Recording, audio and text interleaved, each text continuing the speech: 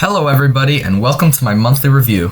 This month I finished up a few games I'd procrastinated for a while for one reason or another. 2 short games that should not have taken 3 months, and 1 longer RPG. That RPG being the main subject of this video, Mario and Luigi Brothership. In this game, Mario and Luigi embark on a unique, standalone adventure in the never-before-seen land of Concordia. When transported to this land, they discover the land has been torn apart, but the islands can be linked back to the hub by launching to them and activating the lighthouses. Mario and Luigi are just the ones for the job, since they seem to be the only ones allowed to use warp pipes. Seriously, why can't the Concordians use pipes instead of being stranded till their island's connected? The gameplay loop for most of this game is simple. Fly to an island, do tasks for the people there, then walk to the lighthouse. You aren't simply doing fetch quests, though. This game features a classic Mario and Luigi combat style, which is what most of this review will focus on. Mario and Luigi use moves such as jump and hammer attacks. However, the unique challenge is that you can also dodge enemy attacks, rather than being helpless as in most JRPGs. Skill comes from planning your attacks carefully and learning enemy attack patterns. This is a system that is very fun when you are fighting new enemies, but it makes regular battles take so long that grinding isn't interesting at all, especially early game. Since this is a JRPG, Mario and Luigi begin at level 1 without many moves to their name. This game can take a while to get going due to this style and the fact that Nintendo isn't great at their RPG pacing. My playthrough of Mario and Luigi Brothership took 42 hours. Though this number pales in comparison to most modern and even some older JRPGs, this is quite long for a Nintendo game. It very much felt that rather than adding more battle systems to accommodate a longer campaign, they kind of stretched it out too thin. This is evident in the 2 systems used to spice up battles, Bros Attacks and Battle Plugs. I'll start with Bros Attacks. These are special attacks which cost BP, the brother's mana meter of sorts. They have more difficult patterns which, once mastered, will consistently output high damage. By the end of the game, each brother has 5 of these attacks at their disposal. That just is not enough. Most of these attacks basically replace the previous immediately due to their higher damage when you receive them, and you roll with each one for 6 to 8 hours. The pace of receiving new attacks is way too slow. For multiple levels at a time, there will be no innovations in gameplay. The Bros attacks themselves are very well designed though, and they embellish the power fantasy of an RPG. After 4 hours, you're kicking shells. After 40, you're connecting a solar system and conjuring tornadoes. These Bros attacks feel satisfying to pull off each and every time, even if they can be slow. While Bros attacks serve as your active upgrades, Battle Plugs are your passives. The gimmick here is you have a plethora of buff choices, but you can only equip a certain number at a time, and they expire and need to recharge every once in a while, forcing you to switch. One thing I remember about early game is these are unlocked way too late. In the hours before receiving your first plugs, there's basically no strategy required for battles. When you first unlock them, you have 2 slots for plugs, which increases by 1 3 different times after beating certain bosses, up to 5 total. These plugs enhance battles so much, especially boss fights. I'll get the negatives out of the way first. These plugs take a long time to manage. As such, doing so in regular battles is tedious and boring. In boss fights, on the other hand, micromanaging battle plugs feels rewarding. Many of them combo with each other and require switching often to keep them from running out of charges. My favorite combo in the game is Item Share and Boomerang Items. This combo requiring only 2 slots. You can fully heal both bros in one turn whenever you want as long as you have a max candy. There are only 2 or 3 max candies in the world, but this simple combo allows you to reuse them and on both bros at once. Then, on your very next turn, you can switch the plugs to helpful offensive or defensive plugs. That's the gist of it. This segues perfectly into the boss fights. The boss fights have interesting attacks which deal high damage and large health bars. There's absolutely no way to set up to kill the boss in a few cycles like you can in most JRPGs I've played. All you do is spam your highest damage Bros attacks to whittle down the HP bar. The strategic gameplay came from managing resources, namely HP and BP.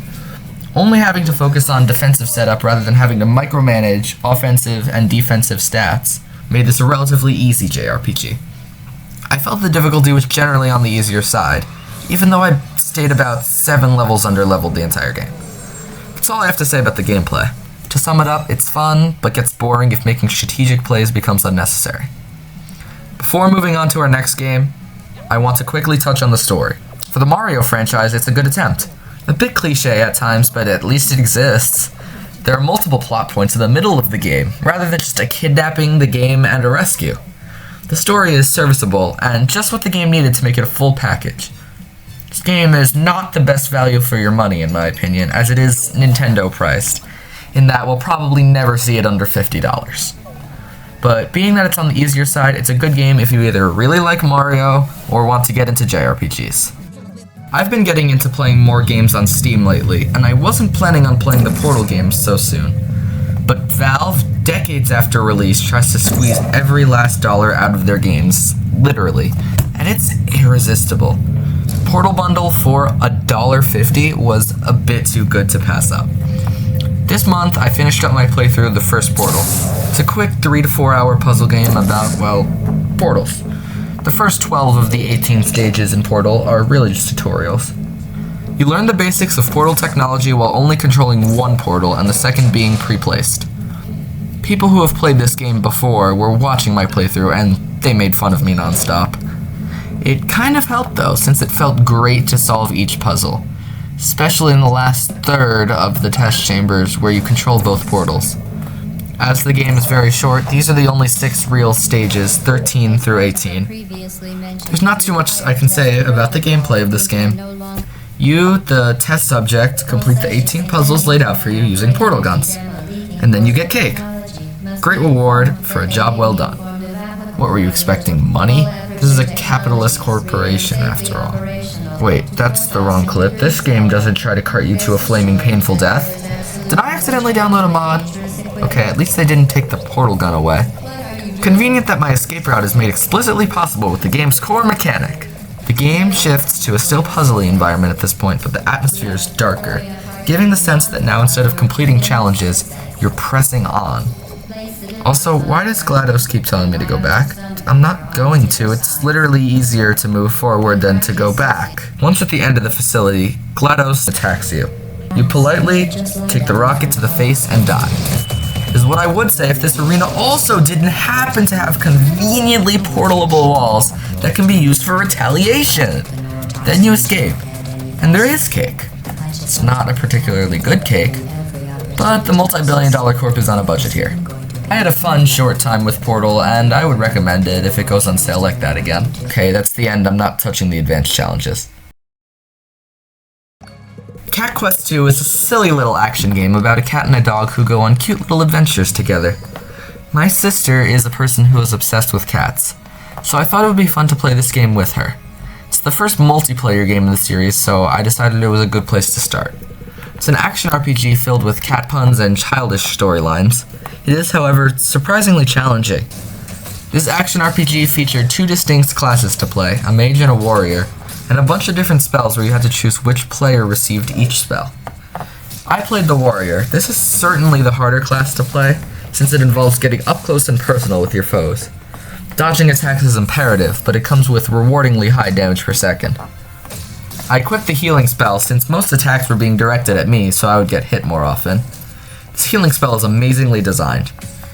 If I needed healing, I would just use it and get all the benefits. If the second player needed healing, I can fall back and stand near her and we would both heal. I decided I might as well equip a damaging spell too, even though my magic stat was low, since the spells have no startup or end lag in this game. I went with the fire spell since burning enemies take more physical damage as well. My sister played the mage. She stayed back and shot lower damage but still effective shots. She anchored the team and would have to focus on reviving me if I died. This was usually possible if she focused on sticking the resurrection, rather than continuing to shoot, which had end lag.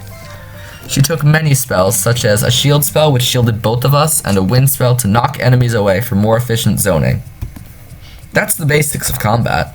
You would not expect a first playthrough of such a childish game to be so challenging. We would die repeatedly on some fights, and sometimes that was rewarding.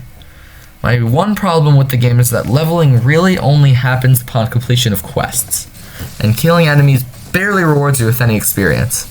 Therefore, if there is an appropriately leveled side quest available, you can take it to become more powerful, but if not, you're out of luck. It just felt a bit too situational and random.